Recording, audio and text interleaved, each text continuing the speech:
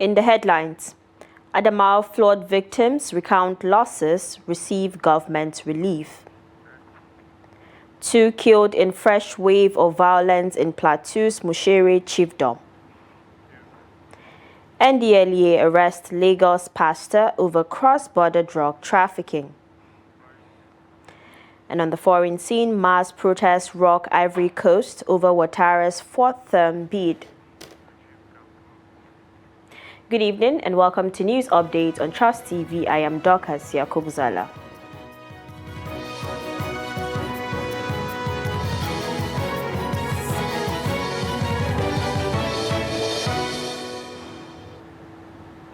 And now the news in full.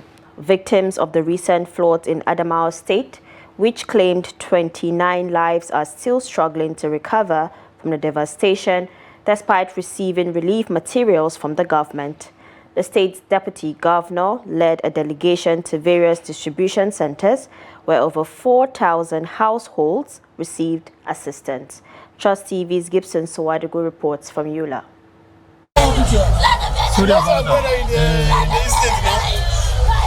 The scenes of the devastation caused by the recent floods in Nigeria's northeastern state of Adamawa are disturbing. The state government confirmed that 29 people lost their lives due to the floods. Surviving victims are working to rebuild their lives, but the scale of the damage is difficult to forget. I need help from government concerning my shop because I have damages in my shop now, more than 10 million. To alleviate the impact of the floods, the state government has begun distributing relief materials to over 4,000 households at designated centers. Today we are here as promised with relief materials. We are here today, and on this site we are standing, we will be attending to 1,020 people. For now, we just flagged off with 500 people. Immediately they pack their kaya or their things, we'll have another batch of 500 people. And at the end of today, we are hoping that 1,020 people will pick food relief materials from this school where we are standing. While the recipients express gratitude for the assistance, they also urge the government to implement proactive measures to prevent future occurrences. Actually, I cannot talk of the structural aspect, but talking about rescue from the feeding level, I think what the government has done has superseded even what has affected the environs.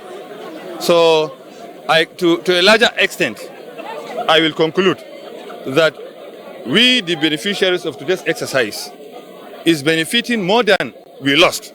We thank the government for taking our matter very seriously and for giving us more than we lost. To me, what I want the government to do for us, if they can easily help us to bring sand and pour in that area so that customers can easily enter, that is our problem. The flood damage has affected 5 communities, prompting donations from the president's wife, as well as contributions from various groups and individuals. Gibson Soadugu, Trust TV News, Yola.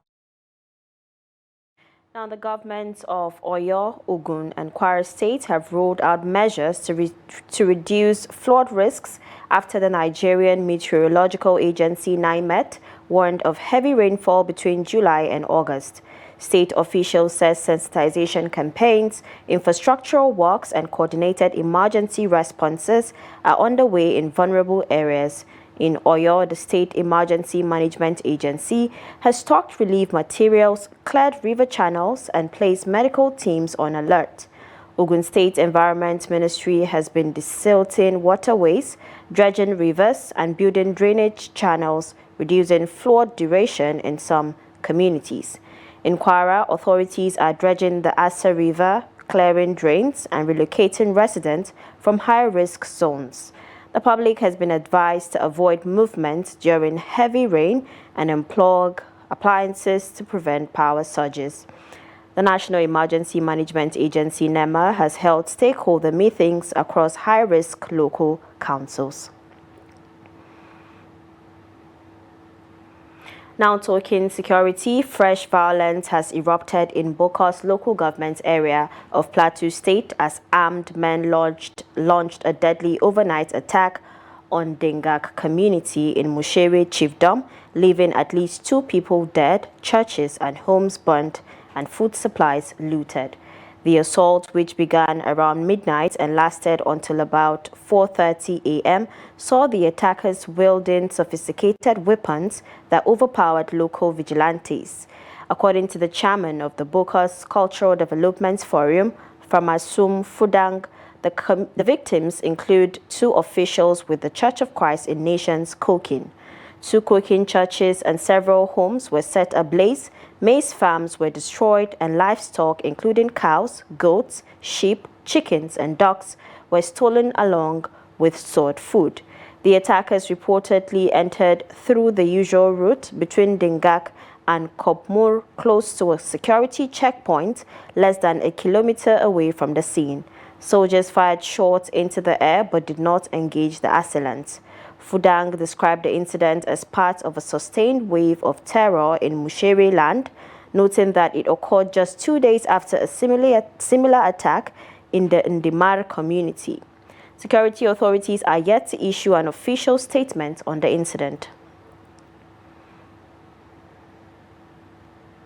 Now worried and concerned about the prolonged insecurity plaguing southern parts of Katsina State, a youth leader, Abdulaziz, has urged the National Security Advisor, Nuhu Ribado, to deploy special forces to Malumfashi, Bakuri and Kankara axis to tame the current violent attacks on innocent communities.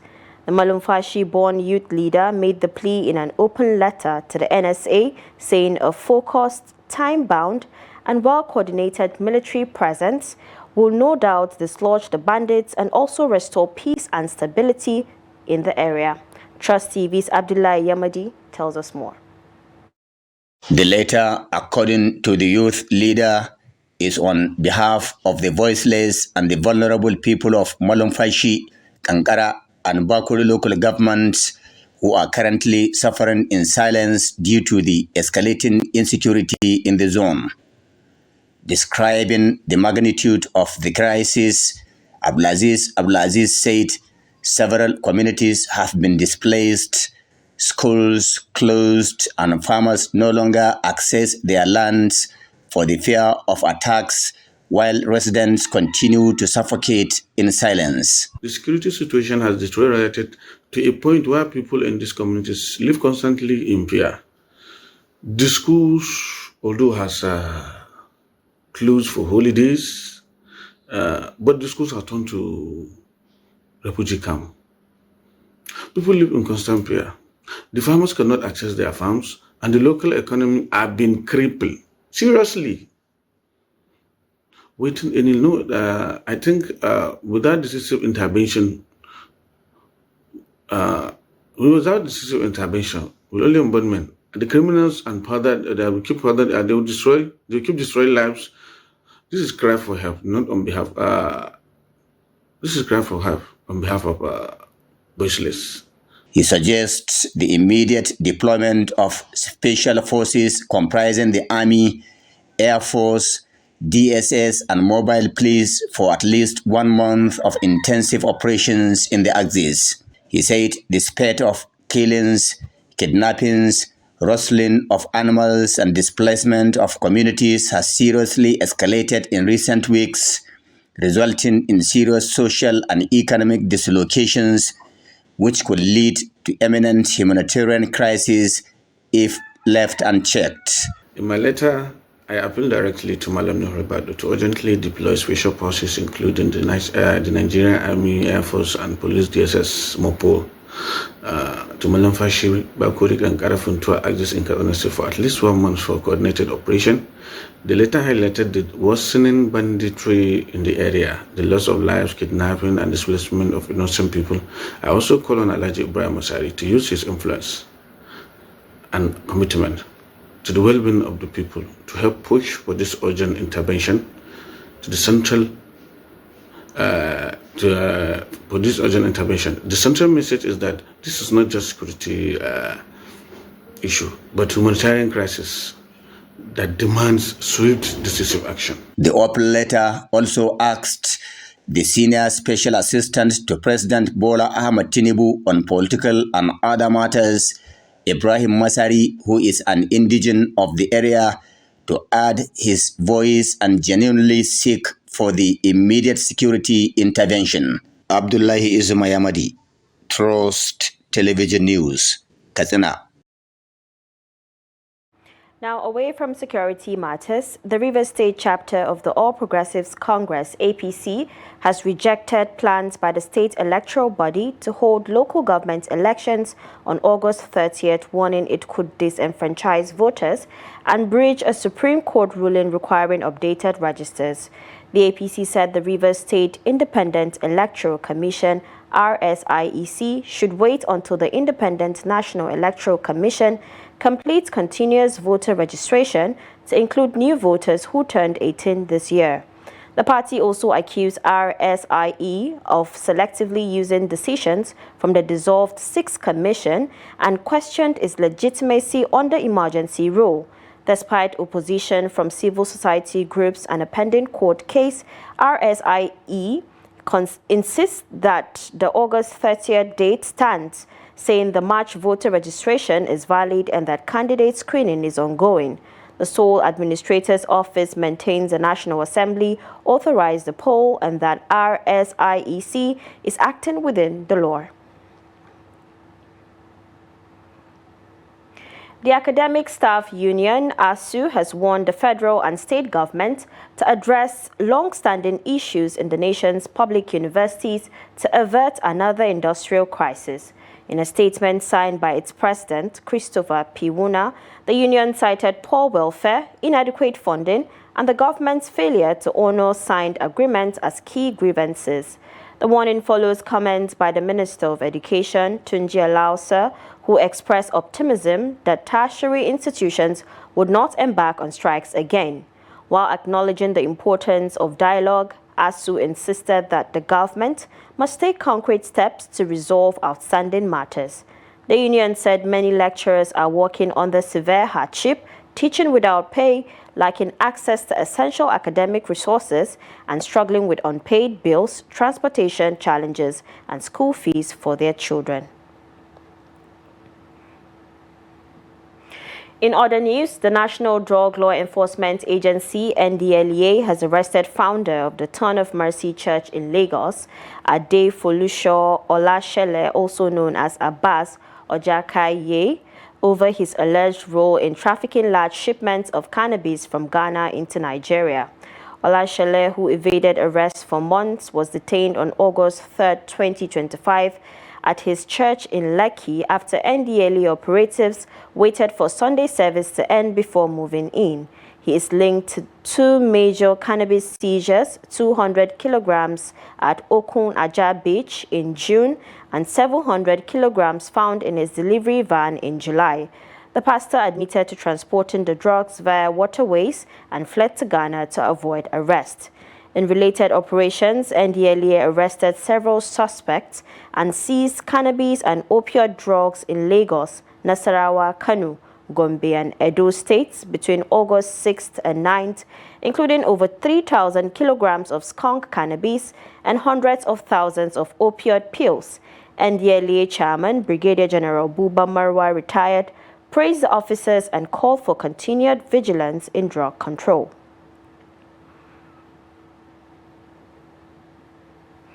Hoodlums reportedly carrying cutlasses have injured a truck driver, Lami Yunusa, at Ogi Junction in the Okigwe local government area of Imo State. The hoodlums reportedly set the truck ablaze during the incident. The chairman of the National Union of Road Transport Workers, NURTW, heavy truck in Okigwe, Dahiru Musa Raza, confirmed the attack on Sunday. The latest incident came barely 2 months after 2 drivers were killed and a truck was burned around the same Ogi Junction. The chairman further explained that when news of the attack reached him, He reported the incident to military personnel in Okigwe, and they moved to the scene where they found the driver still alive and rushed him to the hospital. Raza added that the day after the incident, the injured driver was moved to Dala Orthopedic in Kano, where he is currently receiving treatment. The NURTW chairman also said he had reported the incident to police in Okigwe. The spokesperson of Imo State Police Command, Henry Okoye, said he is yet to be briefed on the incident, but will contact the DPO of the area to find out about the attack.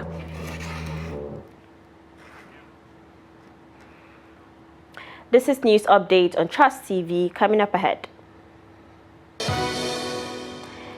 Eco-friendly shift in Gombe as motorcycle riders turn to electric bikes. This and many more when we return. Do stay with us. Welcome back from the break. In case you're just joining, this is News Update on Trust TV. Let's take a look at our top stories again. Adamawa flood victims recount losses, receive government relief. And 2 killed in fresh wave of violence in Plateau's Mushere chiefdom. And moving on to more stories, in what could signal a new phase in Gombe's transportation sector, commercial motorcycle riders in the state are beginning to adopt electric model. But while the move is seen as a bold step toward modernization and eco-friendly transportation, the riders are calling on the state government and investors to support them with accessible financing. Hassan Koli completes the report. On the busy streets of Gombe, a quiet revolution may be underway. Rather than the usual roaring engines, a few electric motorcycles might be gliding silently through traffic. These riders will want to be early adopters among the state's commercial motorcycle riders as an alternative to petrol-powered bikes amid rising fuel cost and maintenance expenses. We like the electric bikes because they are cheaper to maintain and don't need petrol, but they are expensive. That is why we want government and companies to help us with loans or installment payment. Many of the riders believe the transition to electric motorcycles can reduce their daily expenses and improve their income, but the initial cost of acquisitions remains a major barrier. They have adopted their own cooperative as a means to raise funding. If you like now, only you can go to any microfinance bank and all this. Why you want to resign? Because you want to benefit. And the reason why we want to open this cooperative now on our own, so that now, if we have a cooperative concerning education, health, then empowerment, taking loans, you have the power to do because it is your own cooperative, than to go to another place and go and continue liaising with them or contributing at that place. At the end, maybe you can request something, they will tell you not to reach 7 months, to reach 2 years or 3 years. But this one, it is your own. The government can decide, say, okay, please, we want this company to at least supply 5,000 or 10,000 or 3,000 to my state. Then the government can now take it and hand over to the union for them to empower their members. Some riders say they have seen electric bikes in cities like Abuja and Lagos and want Gombe to join the trend for economic and environmental reasons. Stakeholders say the electric mobility could benefit Gombe in the long run, reducing carbon emissions and creating new opportunities in the tech and energy sectors. Very soon you may need to sell all this and go on electric. And when you're on electric, the security is better, the maintenance is better. First of all, some that are riding bike now may need to graduate into tricycle. I've seen the city, you don't have much tricycle. And if the government is making that law, I believe Governor Inua has it in mind to empower you people. The bike riders may graduate into tricycle riders. Tricycle risk at night is not as much as the bike. While the movement is still in its infancy, these riders believe that with the right support from the government and financial partners, Gombe could become a model for green transportation in the Northeast. Hassan Koli, Trust TV News, Gombe. And now in business, the Nigerian Export Promotion Council, NEPC, has announced a significant growth in the country's non-oil export sector, with export values reaching $3.225 billion in the first half of 2025. This marks a 19.6% increase compared to $2.696 billion recorded during the same period last year. The Executive Director and CEO of NEPC, Nonye Ayeni, revealed these figures on Sunday in Abuja while presenting the Council's mid-year progress report on Nigeria's non-oil export performance. She explained that the increase in export value was complemented by a rise in shipment volume, which grew to 4.04 million metric tons from 3.83 million metric tons in the first half of 2024. This growth is driven by rising global demand for Nigerian products, particularly from emerging markets including India, Brazil, Vietnam, and other African countries. In the first quarter alone, non-oil exports were valued at $1.791 billion, a 24.75% increase from the $1.436 billion posted in the first quarter of 2024.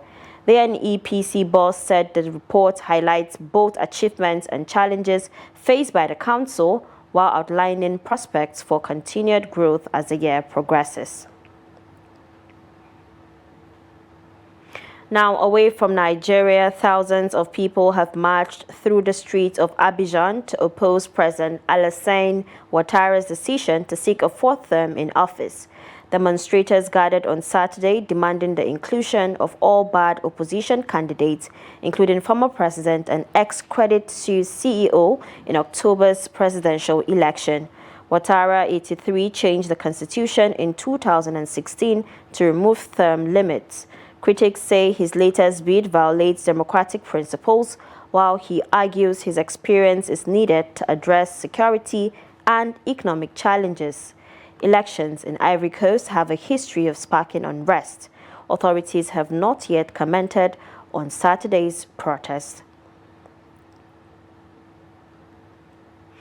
And in sports, after missing the qualification mark for the Tokyo 2025 World Championships during the national trials in Lagos, the Athletics Federation of Nigeria, AFN, is regrouping for another attempt in Accra, Ghana.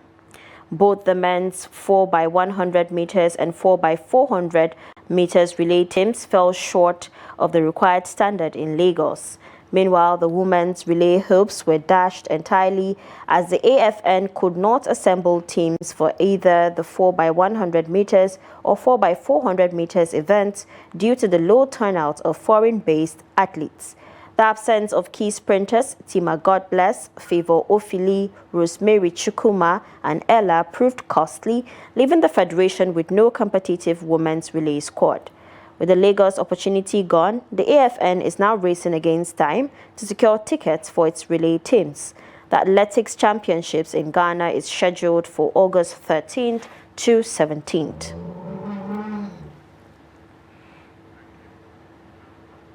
And that's a wrap on News Update. Do not forget to follow us across all social media platforms for more programs, news, and documentaries.